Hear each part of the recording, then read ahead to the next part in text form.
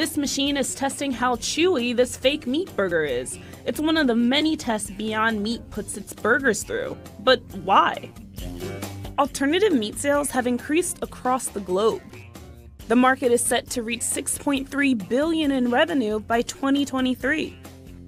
UK-based company Corn has been making meat substitutes since 1985, and it's on course to become a billion-dollar company.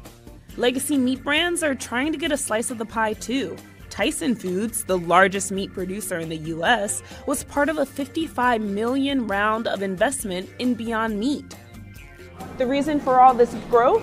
Flexitarians, or those who seek protein alternatives. In the United States, about 6% of people consider themselves vegan, but in 2014, it was only 1%. And business is booming globally. The demand for vegan meat exploded by 451% in Europe. Another reason for the surge in meat alternatives is the environmental impact from greenhouse gases, about a third of which come from emissions from livestock. Alternative meat companies are creating products to help dial back on meat consumption, and by doing so, they're changing how we see meat. Do you need an animal to produce a piece of meat? And we found that you really don't. Meat is essentially four things. It's amino acids, it's lipids, it's trace minerals, and it's predominantly water. What we can do is take those same core components from plants and assemble them through using heating, cooling, and pressure into a piece of meat. Brands like Beyond Meat say they don't want to be known as meat alternatives. They're sold in the meat section at Whole Foods, and to them, what they're making is meat.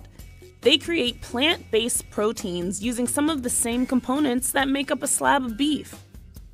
Even restaurants are breaking into the alternative meat market. Homegrown Smoker in Portland has an entirely vegan barbecue menu.